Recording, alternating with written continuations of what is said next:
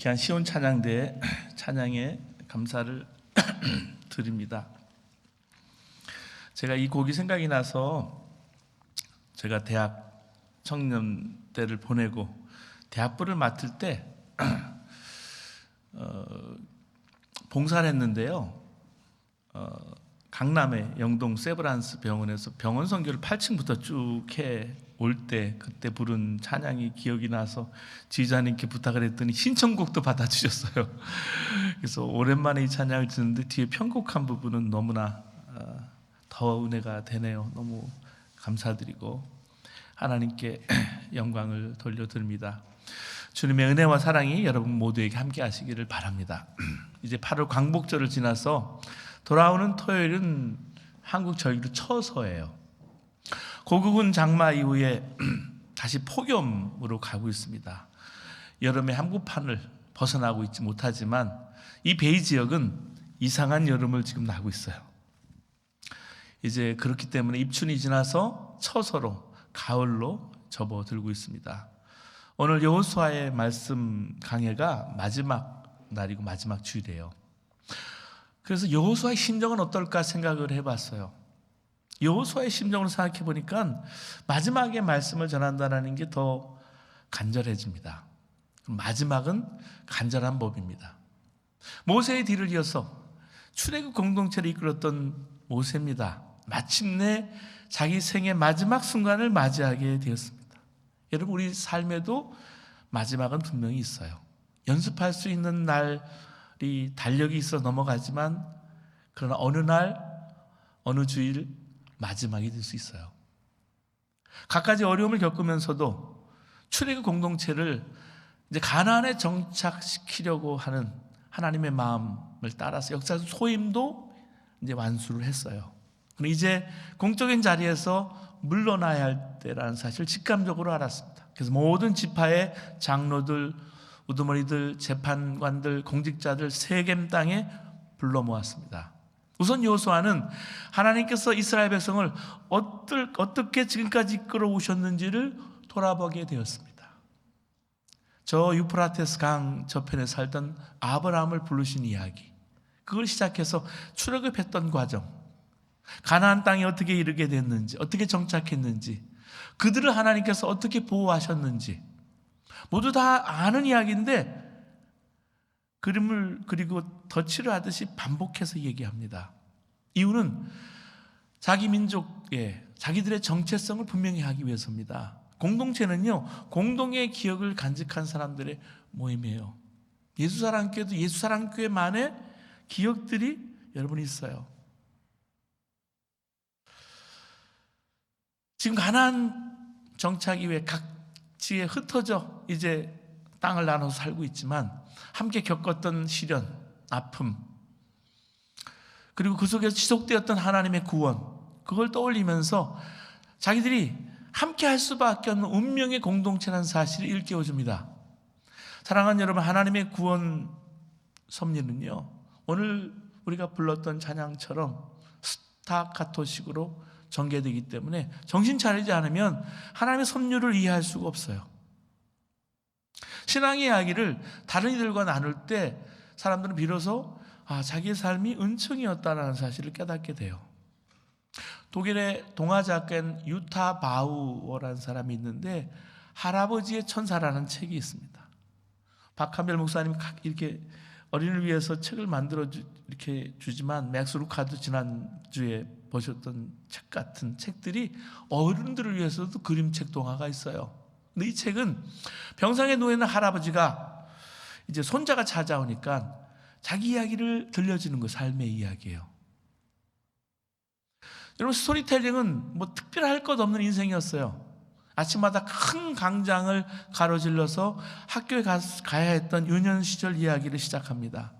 버스에 치여 죽을 뻔했던 이야기, 세상에 무서울 게 하나도 없었던 아이가 가끔 맞닥뜨려야 됐던 위험한 순간들, 이제 성인이 되었을 때 그때 득세한 나치 치하에서 근근히 버텨야 됐던 시간들, 전쟁과 배고픔, 고된 노동, 이제 사랑하는 사람을 만나서 결혼하고 나중에는 손자까지 생긴 생을 회귀하면서 할아버지가 쭉 쭉 얘기를 하고요. 맨 마지막에 이렇게 하는 거예요. 난 정말 운이 좋았단다.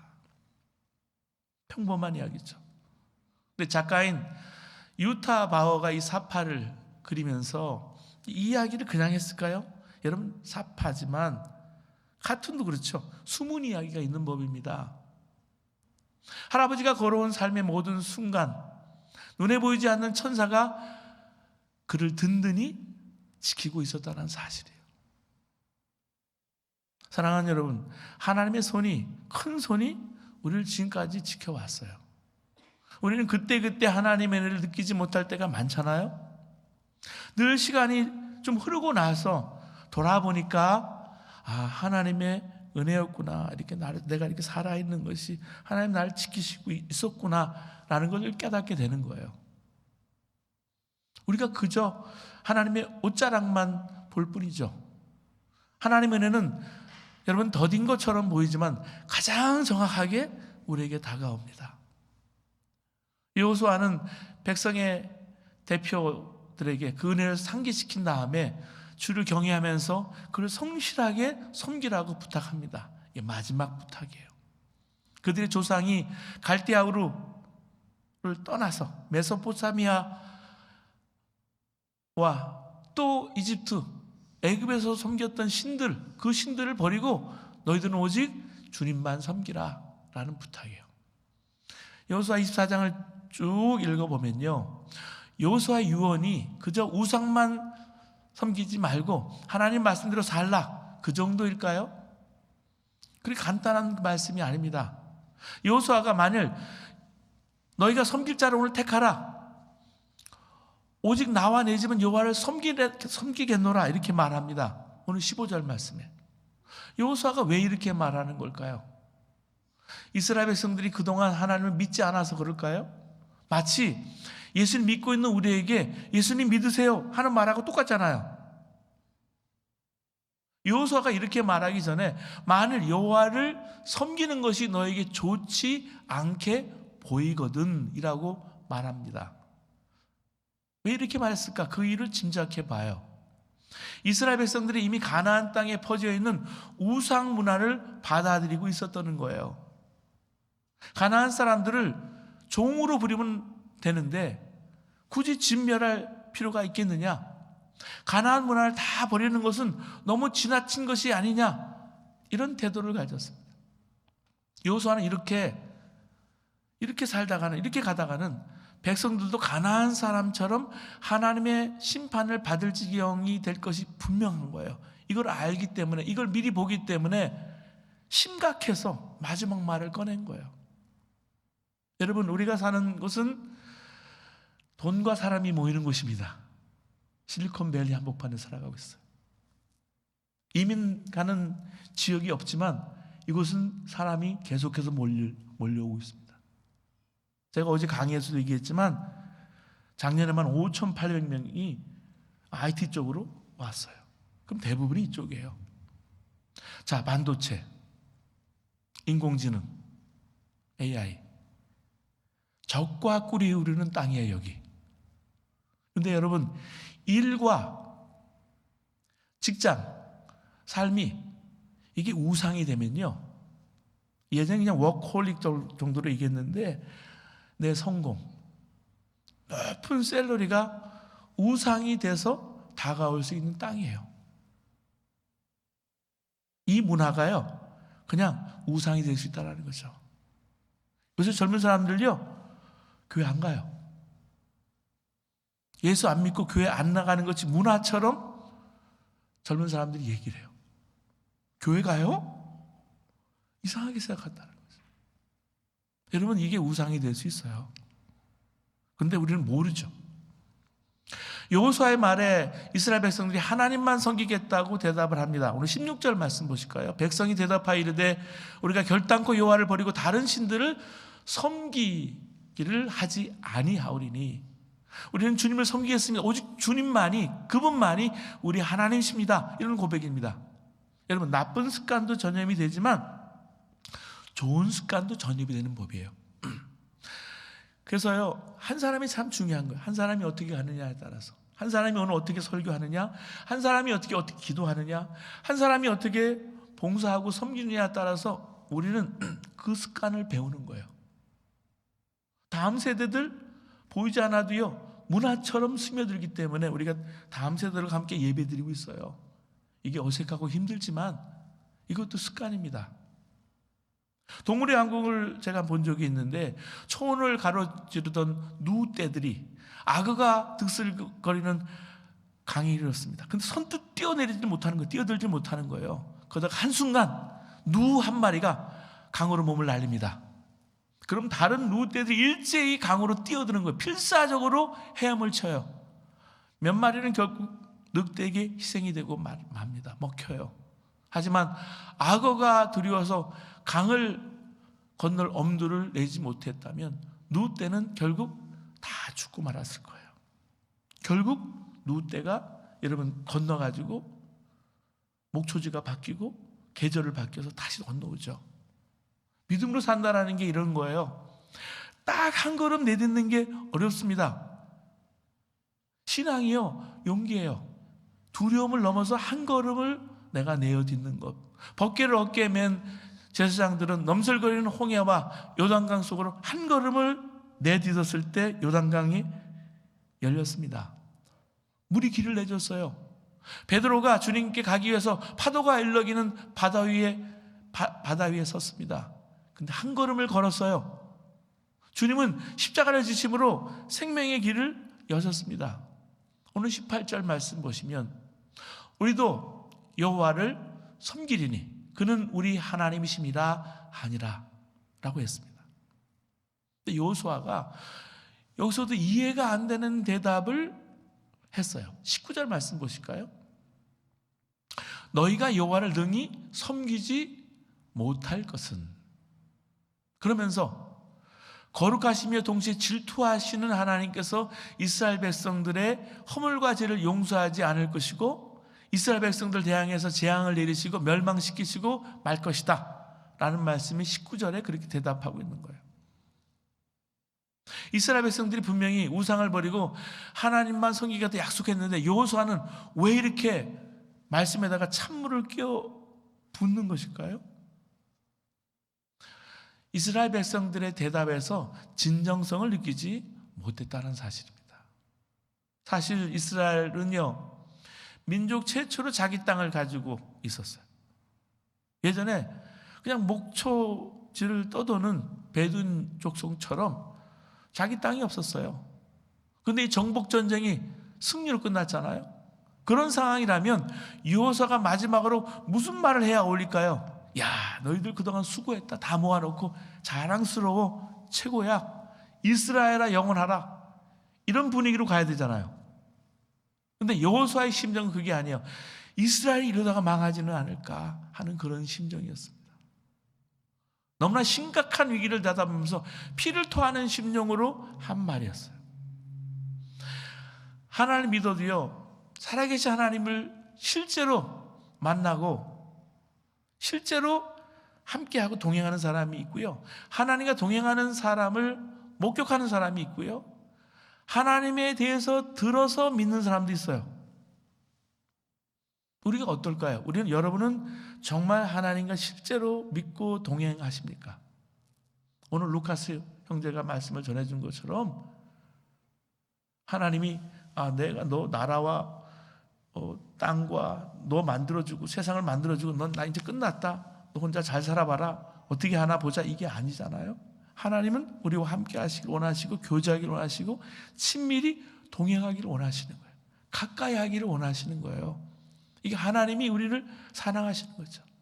그렇기 때문에 우리가 늘 하나님을 만나고 인격적으로 동행하는 게 중요한 거예요. 여호수아와 장로들과 백성들의 믿음이 이런 차이가 있었다는 사실이에요. 살아계신 하나님과 동행하는 사람은 그 신앙을 다음 세대까지 전해줄 수가 있어요.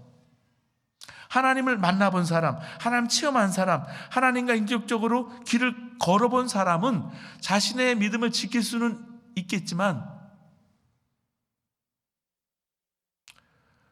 여러분, 그 후대 정말 이 신앙을 전하지 않고는 견딜 수 없는 마음이 있기 때문에 다음 세대에 대한 마음이 있는 거예요. 하나님에 대해서 전해 들어서 믿는 사람은 하나님 말씀대로 살아보려 해도 안 돼요. 이것이 여호수아가 죽은 이후에 이스라엘 역사에 그대로 이렇게 도드라지게 드러납니다. 31절에 이런 말을 남겨요. 31절 말씀 보시면 여호수아 뒤에 생존한 장로들 곧 여호와께서 이스라엘 위하여 행하신 모든 일을 아는 자들이 사는 날 동안 여호와를 섬겼더라. 그 말은 그 뒤에 어떻게 됐다는 말입니까? 여호수아 뒤에 뭐가 생겨요? 사사시대가 와요. 사사시대가 시작이 됩니다. 모세의 시종이었던 여호수아도 하나님과 대면했던 모세를 보고 하나님을 믿었던 사람이에요. 근데 그 믿음으로는 모세 후계자로 이스라엘 백성을 이끌고 가나안 땅을 정복하러 나갈 수가 없어요. 두려워서 견딜 수가 없었습니다. 그래서 이스라엘 백성들이 아멘, 저희들이 하나님만 섬기겠습니다 대답하는 걸 듣고는 여호수아는 그것만으로 만족할 수 없었다는 얘기예요. 이렇게 생각하는 게 괴리가 있어요. 간격이 있어요. 근데 여호수아는 결코 이스라엘 백성들을 실망시키고 좌절시키려고 이 말을 꺼낸 게 아닙니다. 모세도 유언할 때, 모세가 유언하잖아요.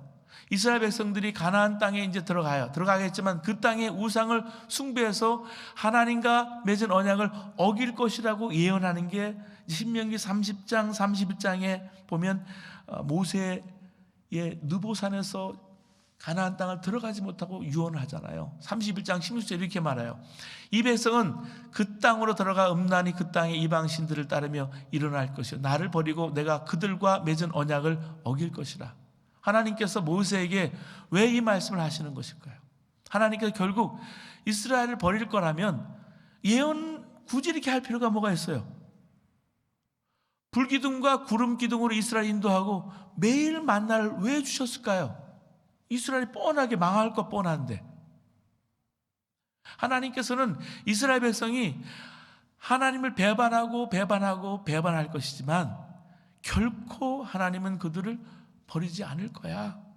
결심을요 미리 해놓으신 거예요. 이걸 미리 말씀하신 거예요. 하나님께서 이스라엘이 실패할 것이라고 말씀하신 것만이 아니에요. 믿음에서 실패하고 하나님 무서운 징계를 받을 때도 너희들이 회개하고 돌이키면 하나님께서 또 받아주시고 은혜를 주시고 회복시켜 주시겠다는 말씀이에요. 실패를 두려워하지 말아야 한다는 말씀이에요. 이 말씀이 없었다면 이스라엘이 영적으로 실패하고 좌절할 때 일어설 힘이 없었을 거예요. 그런데 하나님께 주신 이 말씀 때문에 이스라엘 백성들이 하나님께로 다시 돌아올 수 있는 거예요. 돌이킬 수 있는 거예요. 여러분, 한 영혼이 돌아올 수 있는 은혜가 있기 때문에 하나님은 언제나 문을 활짝 열어놓고 기다리시는 거예요. 여호수아의 마음도 마찬가지예요. 넘어질 것을 너희들이 알아야 돼. 그러나 그때라도 회개하고 돌이켜야 돼 라고 말씀하고 있는 거예요. 근데 여기까지는 우리 마음이 아직까지 답답합니다. 결국 하나님 말씀대로 사는 것은 안 되는 걸까요?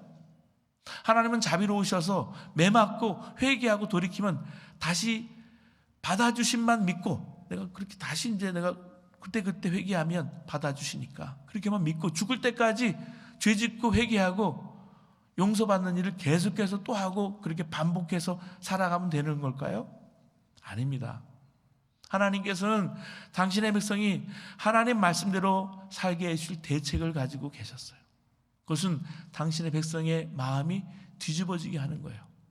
마음이 변하지 않으면 안 된다는 말. 신명기 30장 6절에 내 하나님 여호와께서 내 마음과 내 자손의 마음에 할례를 베푸사 너로 마음을 다하며 뜻을 다하여 내 하나님 여호와를 사랑하게 하사 너로 생명을 얻게 하실 것이며.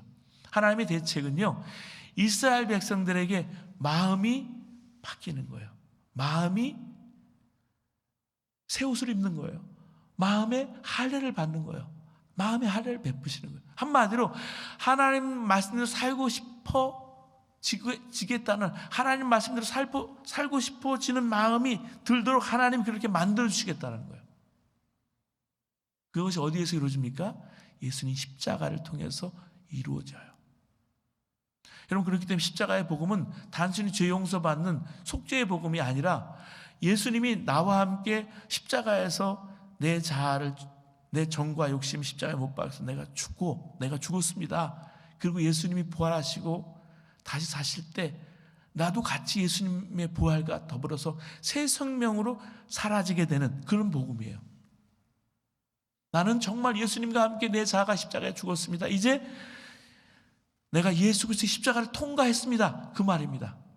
그 확증에 대한 약속의 도장처럼 보증으로 우리에게 주신 게 뭐냐면 성령님이세요. 성령을 보내주셨어요.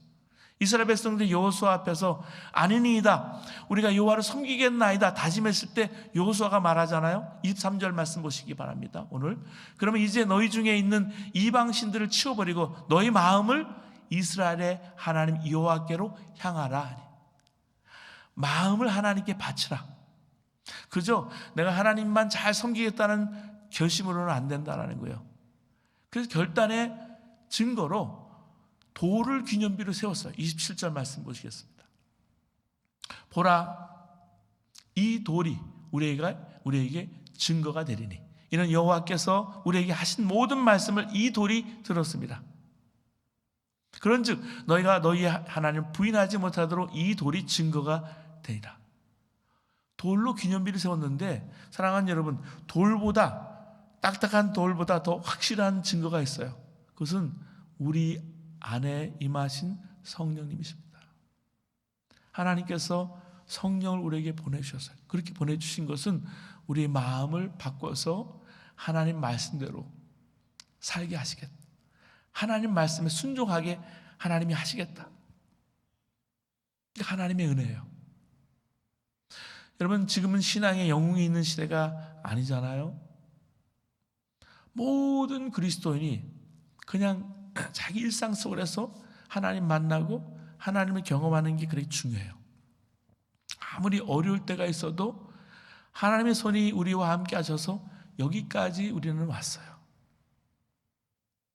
모세나 여호수아는 하나님을 대면했어요. 근데 우리는 하나님을 눈으로 볼 수 없어요. 성령 하나님이 우리에게 임하신 은혜를 우리가 받았습니다. 그래서 매 순간 성령님께서 나와 함께 하시고 나를 인도하시고 나를 손붙잡아 주시고 보이지 않는 손으로 나를 인도하셔서 내가 순종하는 거예요. 중요한 것은 내가 그렇게 순종하고 하나님 따라가는 그 결단에 진정성이 있느냐 하는 사실입니다. 지난주에 여기 굿사마리탄 교회, 미국 교회 멤버 중에 3명이 주님 부르심을 받았어요. 거의 동시에. 담임 목사님, 나집 목사님이 출타를 했는데 제 아내에게 연락이 지난 주 금요일에 갑자기 왔어요. 오늘 사실 굿사마리탄교 영어권 대상으로 제 와이프가 말씀을 전하니까 담임 목사가 없는데 이 3분을 어떻게 하면 기억하고 함께 추억해야 할 텐데, 추모해야 될 텐데 좀 어떻게 기도를 통해서라도 추모해달라는 그런 부탁이었습니다. 내토교회 이석규 전사님이 그 이야기를 나눠주시는 거예요. 우리 이석규 전사님 지금까지 레전, 이 교회 재단 이사의 멤버로 리어전 이렇게 연결하는 사역을 하면서 이 교회 수요 새벽기도도 성역 공부도 참여도 하시고 같이 청소해야 될 때 또 여기 시설을 관리해야 될 때 그렇게 늘 해오면서 메일을 주고받는 분인데 바로 어제도 메일을 주고받은 거예요. 지난주에도 큰 허그를 해달라 해서 큰 허그를 우리 집사람이 나눴는데 그게 우리에게 남아있는 거죠. 이 짐이 재단 이사의 이사장이었는데 아내가 집에 없는 사이 혼자 운명을 했다고 합니다. 며칠 전에도 이석규 전사님이 이 짐과 함께 청소한 후에 쓰레기통을 이제 꽉 채우고 이제 밟고 쓰레기를 버리기 위해서 함께 봉사하는데 손이 떨리는 거예요. 그걸 잊지 못하겠다라는 거죠. 며칠 동안 마음에 슬픔이 가득 찼다는 이야기를 나눴어요. 짐은 혼자 하나님 부르시는 받았지만 마지막 무슨 말을 하고 싶었을까요? 저도 짐을 몇 번 오가다 봤을 뿐이지만 하나님은 짐의 인생에 보이지 않는 손길로 함께 하신 거예요. 이석규 전사님이 오늘 기도로도 함께 해주셨는데 갑자기 결정이 되셔서 UC 데이빗의 레지던스 과정 채플린으로 3유닛 풀타임으로 하시게 되니까 더 이상 피지컬리 우리랑 주일날 예배를 드릴 수 없어요. 스타톤 따님의 집에서 여기서 2시간 거리니까 또 50분 1시간 거리 UC 데이빗을 병원을 왔다 갔다 하면서 하는데 이석기 전사님 저랑 7년 그리고 이 교회 11년 그 전 교회까지 14년을 전도사님으로 섬기셨어요. 제가 10년 전도사를 했거든요. 우리 여기 전사님도 전사님 오래 하셔서 전사님 오래 하다 보니까 제가 부목들이 제 후배가 들어와서 저보고 감사 전사님이라고 놀리더라고요. 사람들은 항상 그렇게 생각해요. 목사가 되거나 무슨 그런 거를 계급처럼 생각할 때가 많아요. 계급이 아니잖아요. 하나님 섬기는데. 그래요. 부족해서 능력이 없어서 계속 전도사만 했어요? 그렇지가 않아요. 하나님이 우리를 선택하고 부르실 때 하나님의 때가 있는 것이죠. 하나님의 손길이 늘 함께 하시기 때문에 스탁단에 가시든지 UC 데이빗에서 병원에 아픈 사람과 함께 하시든지 하나님 손이 함께 하시는 거예요. 사랑하는 여러분, 예수사랑교회도 함께 신앙생활하다가 섬기다가 어느 날 갑자기 오늘 예배를 드렸는데 다음 주에 수술을 하고 질병으로 병환 가운데 있는 분이 계십니다. 재활하는 분이 계세요. 같이 예배드리다가 한국에 나가 계신 분도 계세요. 그 아픔 중에도 주님이 나와 함께 하시고 그 아프니까 더 가까이 나와 계시고 나를 치유하신다는 사실을 놓고 우리가 기도하는 거예요. 아픔과 질병 중에 있어도 주님의 손이 함께 하신다는 게 믿어진다면 얼마나 위로가 되고 감사가 되겠습니까? 그래서 구할 것은 주님의 은혜가 믿어지게 해달라고 구하는 것밖에 없어요. 인생이란 여러분 선택의 연속입니다. 갈림길에 설 때마다 우리는 망설입니다. 그렇지 않아요?